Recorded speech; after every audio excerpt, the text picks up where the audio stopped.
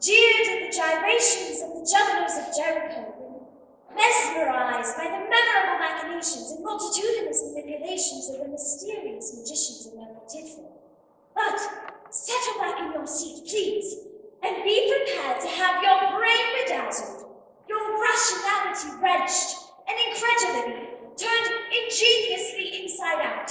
For I have the honor of presenting to you, for the first time ever in the London Pavilion, the most astonishing, absorbing, and altogether antagonizing Mr. Memory!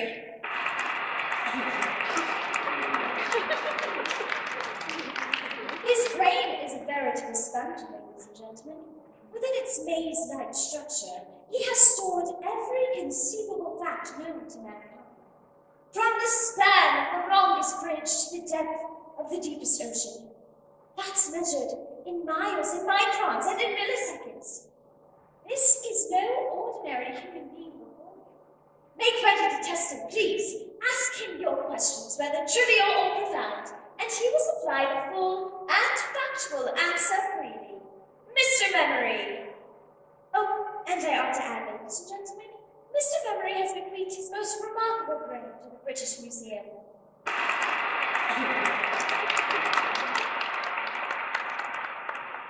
A question, please. Yes, sir. What is the world land speed record? World land speed record is 272.108 miles per hour, set by Sir Captain Malcolm Campbell in his motor car, Bluebird at Daytona Beach, USA, on the 22nd February, 1933. Am I right, sir? Yes, you are. Another question, please. Yes, ma'am. What was it dead in 1925? Derby winner, 1925. Manor, written by Steve Donahue for H.E. Morrison. Am I right, ma'am?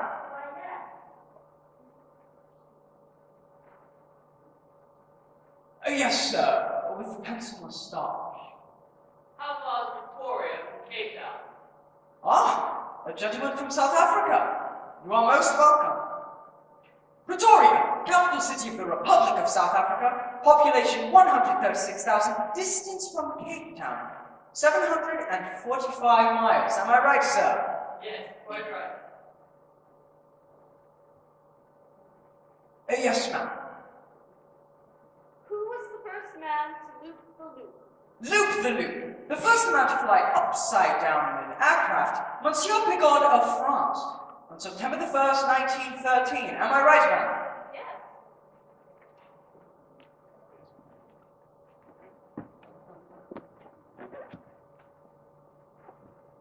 Yes, sir, up there. In which Scottish county is the castle of Altnash-Shellock? Altnash-Shellock, founded 1017 in the Scottish county of Argyll. Am I right, sir? Quite right, Mr. Memory. What are the 39 steps? Come on, man, answer me. The 39 steps. The 39 steps. A secret meeting.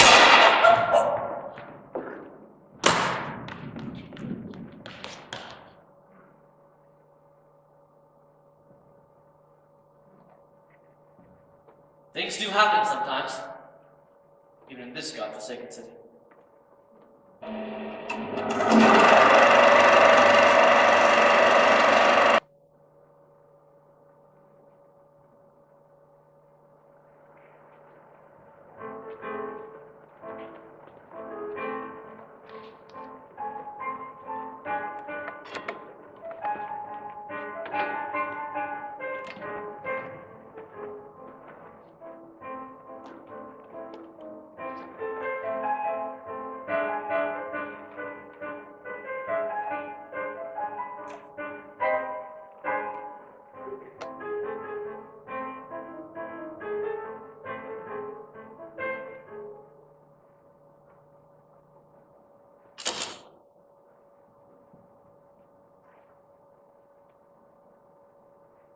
Good evening, Mr. Hannay. Did you have a pleasant dinner at your club? Oh, sorry about the gun. It's a necessity in my line of work, I'm afraid. Why don't you sit down? Make yourself at home. Who the hell are you? And how did you get into my rooms? Francine P. Scudder. I live upstairs. But that's not important. Is the door locked? It's a liberty, I know, but you look like the sort of man who would understand. I'm in a tight spot. Can I ask you a favor? I'll listen to you, that's all I promise. It's plenty for now. Your pardon, sir, please. Please, would you mind sitting down? That's it, just act like you were on a regular evening. Well, the first thing I do is pour myself a scotch. You look like you could save one yourself, unless I'm quite mistaken. All right, go ahead. But keep your back to the window.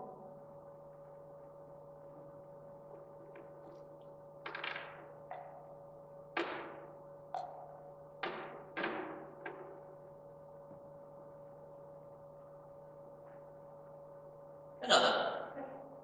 No. That's my phone. You want to run along an answer, and I shan't be offended. I don't get social calls, Mr. Hannay. Say so. I've been watching you, and I reckon you're a cool customer. I reckon too you're an honest man and not afraid of playing a bull's hand. I need help, sir, and I have to know if I can count you in. Well, get on with your yarn, and I'll tell you. I'd have done better to have found where I the trace. Well, I can't help that. I'd rather decorate it. And anyway, the curtains are at the cleaners. Yeah, curtains. Well, Have you ever heard of the 39 Steps? you mean the Gentleman's Guide to Romantic Seduction? Could be. Is that for real? No. No, there aren't so many of that. Oh, well, what is it then? A lunatic's club? Well, from where I stand, it certainly looks like the whole world's about to go mad. But no, I don't think it's a lunatic's club. And as far as I know, I'm perfectly sane. Well, what is it then? The truth is, well, I don't really know myself, but those words have got something to do with an international conspiracy. So big, so deep, so cunning, it will make your blood run cold. What sort of conspiracy? Spies, secret weapons? That sort of malarkey. All that and more is my guess. I've only scratched the surface so far, but I found out enough to put my own life in danger, and they're closing in on me even as we speak. Well, I guess you were anxious. But my life is nothing compared to the bloodshed and destruction that will be unleashed if these people get their way. But hold on a second. What people? What destruction? War, Mr. Hannay. Worldwide war. But not as you remember it. Try not to remember it. A war that will make the last show seem like a bun fight at a vicarage tea party. I doubt that. Very much. Believe me, Hannay, it's coming. Unless someone like you or I can throw a hammer in the works. These people will sit nation against nation, race against race, religion against religion. Well, that's all very well. But you haven't told me who these people are, or what side you're on. Sides? It's not a question of sides. They have no love of country nor of people. Golden profit is their only aim. It's not the armies and the governments we need to fear. They're pawns, Hannay, moved by invisible and dangerous hands. They're everywhere. In business, in politics, even the secret services. Not our secret service, surely. Well, where'd you get all this information? I got the first hint in a bar in Hamburg. That got me thinking, and I set off on the road in search of a lead. I started out as J.J. Linklater with this case full of Bibles.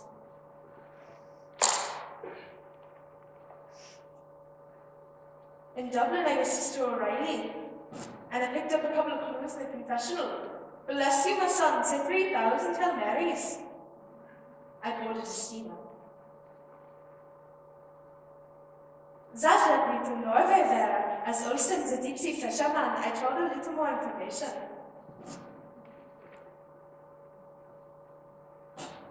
From Santa Casablanca as Mustafa. Thank you. May all your garments avance. A hashish dealer. Sans to gay Paris, as a student of philosophy, Jean-Paul Sartre, Ada Lance, très bien.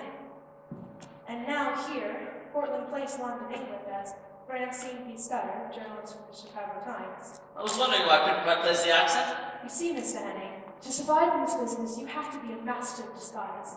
And I thought I'd run in my person too. But then just last night, someone left me a calling card. It bears the name of the man I least want to meet on God's earth. That's when I thought of you, Hannah, my quiet, phlegmatic neighbor on the second floor. I aim to lie low for a day or two, then I'm going to meet a man in Scotland. If, that is, I can make it out of here alive. And if you can't? Then I have to go out knowing there's someone else to continue the fight. I don't give a rush for my own life. I'm not afraid of dying. I reckon it's like going to sleep and waking up with the scent of hay coming in the window. I used to thank God for Sunday mornings way back in the bluegrass country. And I suppose I'm thinking just the same when I wake up on the other side of the door. Say, sir, do you fish? Fish? No. I'm going to let you in deeper now. Someone needs to hear all this before it's too late. I'm all ears. Listen up. A small part of the plot is going to happen here, in England, on June 15th. A secret, vital to Britain's defences, is going to be smuggled out of the country somehow. And that will start a chain of terrible events across the globe. But it's not going to happen if a certain person gets to know the wheels of the business in time. And that person, I hope, will be me. And the 35 steps? 39. It's the key, Hanny. A whisper overheard in a smoke-filled room. A fragment of a coded letter. A password. Something. But what? Look here, Scudder. Or whatever your name is. You seem like a decent gal. I'm half inclined to believe your story, but why can't you simply report all this to British intelligence? Because they haven't got as much sense as God gave geese. And besides, I can't. I've gotten myself in too deep, gotten too close to the core, to the power they call Stein. Power? An infectious, deadly, intoxicating power. One that'll suck you onwards until you stand on the brink of the abyss, and you almost want to throw yourself in with them. Oh, their ways are devious, and so subtle, you won't even know how they work on you, until it's too late, and you try to run, and suddenly, they're everywhere. The trap is closed!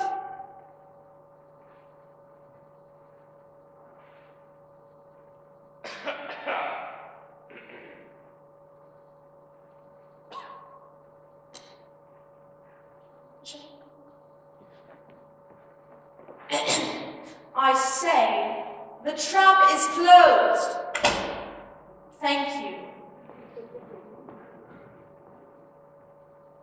Oh, but surely... Look down the street.